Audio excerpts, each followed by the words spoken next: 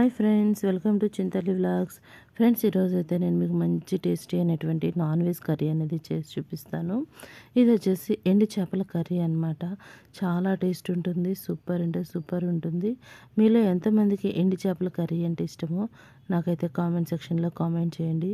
ఈ కర్రీ ఎంత టేస్ట్ ఉంటుందంటే మనం తినే కొద్దికి ఇంకా ఇంకా తినాలనిపిస్తుంది అనమాట. నేను మీకు ఈ కర్రీ ఎలా చేసుకోవాలో చూపిస్తాను. ఇదిగోండి, ఈరోజైతే మా డాడీ అయితే ఎండు చేపలు అనేది బయట నుంచి అయితే కొనుక్కొచ్చారు. ఇవి మనకి చప్పిడి చేపలు అంటారనమాట.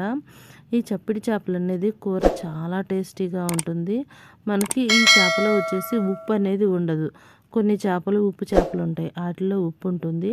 ఇవైతే ఉప్పు లేని చేపలు, అందుకే వీటిని చప్పిడి చేపలు, చిలిక చేపలు అని కూడా అంటారు. ఇవి కనుక మనం ఏ కూరలోనైనా వేసుకొని చాలా టేస్టీగా అయితే వండుకోవచ్చు. ఫస్ట్ అయితే వీటిని కొంచెం వాటర్ వేసుకొని అయితే ఉడకబెట్టుకోవాలి.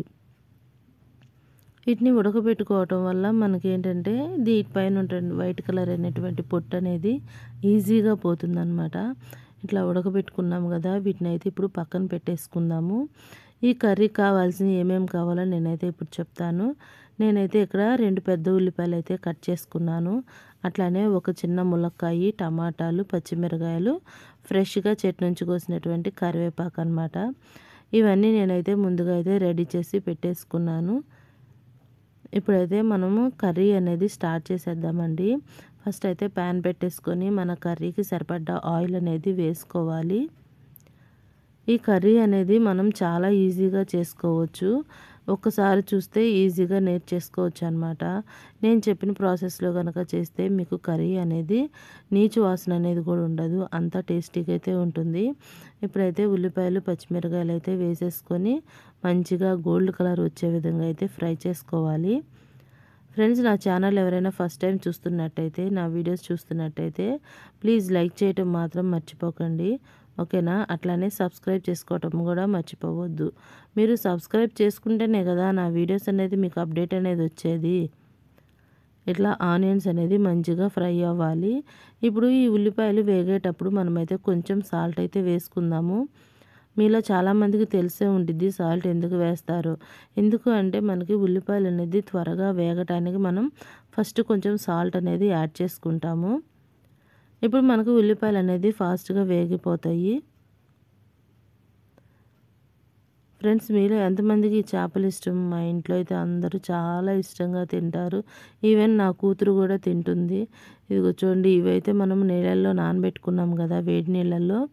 వీటిని అయితే ఈ విధంగా రుద్దేసుకుంటే ఈజీగా పోతుంది పొట్టు అనేది. కానీ ఇదివరకే మా అమ్మమ్మల టైంలో అయితే వీటిని నార్మల్ వాటర్లో నానబెట్టేసి బండకేసి రుద్దుతూ ఉండేవాళ్ళు. దానికంటే ఇది ఇంకా ఈజీ అనమాట. ఇట్లా మనం వేడిళ్ళల్లో ఉడికించుకొని చేసుకోవటం వల్ల మనకి నీచు వాసన అనేది ఉండదు. కర్రీ కూడా చాలా టేస్టీగా ఉంటుందన్నమాట. ఇదిగో చూసారు కదా, ఈ విధంగా మొత్తం అయితే నేను క్లీన్ చేసి పెట్టేసుకున్నాను. చూడండి ఎంత తెల్లగా వచ్చినాయో. మనం నార్మల్గా రుద్దుకుంటే ఈ విధంగా అయితే రావు. ఇదిగో ఉల్లిపాయలు కూడా మనకైతే మంచిగా వేగుతున్నాయి కదా, ఇవి ఇంకొంచెం ఫ్రై అవ్వాలి. మనకు ఉల్లిపాయ ఎంత వేగితే కర్రీ అనేది అంత గ్రేవీ వస్తుంది, అంత టేస్ట్ అయితే ఉంటుందన్నమాట. ఫ్రెండ్స్, ఎందుకని నా వీడియోస్ చూస్తున్నారు కానీ లైక్ అయితే చేయట్లేదు? ఎందుకని నా వీడియోస్ మీకు నచ్చట్లేదా? నచ్చకపోతే కామెంట్ చేయండి, నచ్చితే లైక్ చేయండి. కానీ వీడియో చూసినందుకు ఒక చిన్న లైక్ అయితే ఇవ్వచ్చు కదా. మీరు ఇచ్చే లైక్ అనేది నాకు ఎంత యూజ్ అవుతుంది మీకు తెలుసు కదా. సో ఇప్పుడు మనకు ఉల్లిపాయలు ఫ్రై అయినాయి కదా, ఇప్పుడు ఈ చేప ముక్కలు కూడా వేసుకొని మంచిగా అయితే ఫ్రై చేసుకుందాము. మనకి ఈ చేప అనేది కొంచెం ఆయిల్లో ఫ్రై అవ్వటం వల్ల టేస్ట్ అనేది ఇంకొంచెం యాడ్ అవుతుందన్నమాట. మనకి స్మెల్ కూడా పోతుంది, మనకి కర్రీ కూడా చాలా బాగా వస్తుంది. ఈ చేపలు అనేది మంచిగా నూనెలో ఫ్రై అవుతున్నాయి కదా, అట్లాగే ఇప్పుడు మనం ఒక ములక్కాయ కట్ చేసుకున్నాం కదా, ఆ ములక్కాయ ముక్కలు కూడా వేసేసుకొని మంచిగా అయితే ఫ్రై చేసుకుందాము. నేను ఎక్కువ ముక్కలు కూడా తీసుకోలేదు, ఒక చిన్న కాయ తీసుకున్నాను. ఈ ములక్కాయ ముక్కలు కూడా వేసుకొని మంచిగా ఫ్రై చేసుకోవాలి.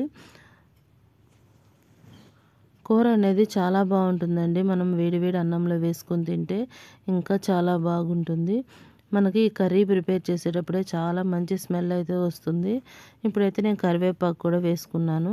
ఏ కూరలోనైనా కానీ కరివేపాకు అనేది వేసుకుంటే కూర టేస్ట్ అనేది చాలా బాగా వస్తుంది. ఇట్లా మొత్తం ఇంకా ఫ్రై చేసుకుందాము. మనకి ఉల్లిపాయలు కూడా చూసారు కదా చాలా బాగా ఉడికినాయి కదా. ఇప్పుడైతే నేను కట్ చేసుకున్నటువంటి 2 టమాటాలు కూడా వేసేసుకుంటున్నాను. ఈ టమాటా వేసుకున్న తర్వాత ఒకసారి అయితే బాగా కలిపేసేసుకోవాలి.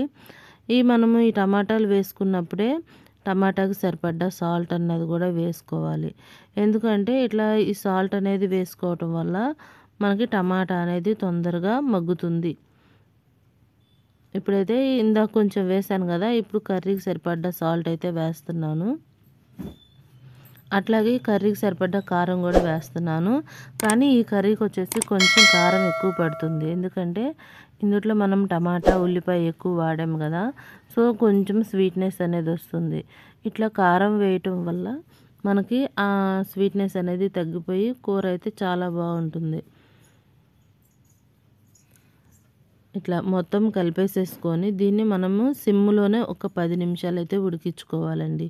ఎందుకంటే మనం కారం వేసిన తర్వాత హైలో పెట్టడం వల్ల మనకి కూర అనేది త్వరగా మాడిపోతుంది.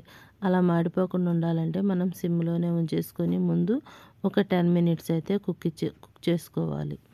ఇప్పుడైతే మూత పెట్టేసుకుంటున్నాను.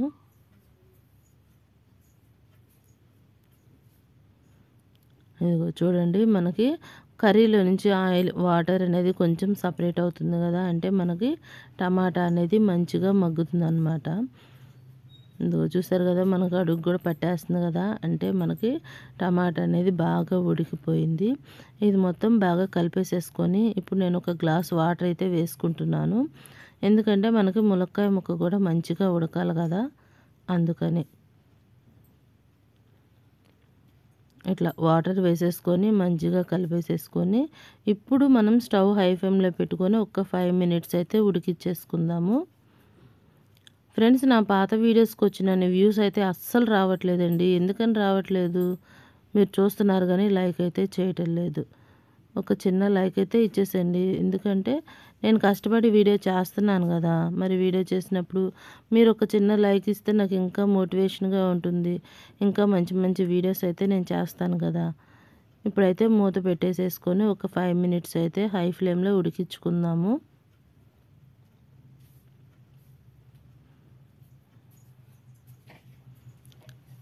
ఇదిగో చూస్తున్నారు కదా, మనకి కర్రీ అనేది అదిగో చూడండి ఎలా ఉడుకుతూ ఉందో. మనకి ఆయిల్ కూడా సపరేట్ అవుతుంది. మనం ఇలా కూర వండేటప్పుడు ఆ స్మెల్ వస్తుంది కదా, ఆ స్మెల్కే మనకి సగం ఆకలి తీరిపోతుంది. అందుకని చెప్పేసి నేను పక్కన రైస్ కూడా అయితే రెడీగా పెట్టేసుకున్నాను. అన్నం కూడా అయిపోవచ్చింది. మనకి కర్రీ అయిపోగానే వేడి వేడి అన్నంలో ఈ కూర వేసుకొని తింటే చాలా అంటే చాలా బాగుంటుంది. మనకి ఈ కర్రీలో ఇంకొంచెం వాటర్ ఉన్నాయి కదా, ఇంకొక 5 మినిట్స్ అయితే ఉడకాలి. అప్పుడు మనకి ఈ కర్రీ అనేది బాగా గ్రేవీగా దగ్గరకైతే వస్తుంది. మనం ఇంకొక 5 మినిట్స్ అయితే ఉడికించుకుందాము. చూడండి, ఇదిగో మనకు ఆయిల్ కూడా మంచిగా సపరేట్ అవుతుంది కదా. ఇట్లా బాగా ఆయిల్ అనేది బయటకు వచ్చేసేయాలి. అప్పుడే మనకి కూర అనేది రెడీ అయిపోతుంది.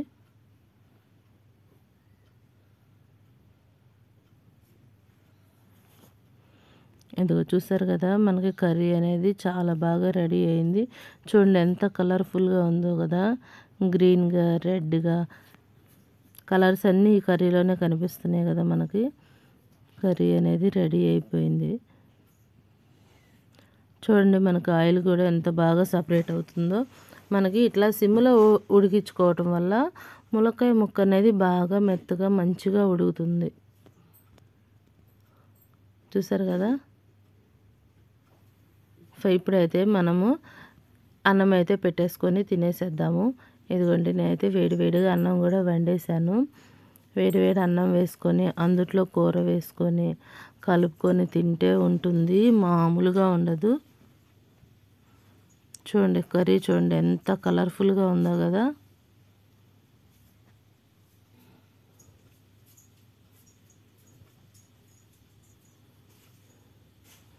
ఇప్పుడు ఇలా కర్రీ వేసేసుకొని బాగా కలిపేసేసుకొని ముద్దకో ముక్క పెట్టుకొని తింటే చాలా అంటే చాలా బాగుంటుంది. ఓకేనా ఫ్రెండ్స్, నా వీడియో కనుక మీకు నచ్చినట్టయితే ప్లీజ్ లైక్ చేయండి, షేర్ చేయండి, సబ్స్క్రైబ్ చేసుకోవటం మాత్రం మర్చిపోకండి. అట్లానే ఈ కర్రీ ఎలా ఉందో కూడా నాకైతే కామెంట్ సెక్షన్లో కామెంట్ చేయండి. ఓకేనా? Okay, bye friends.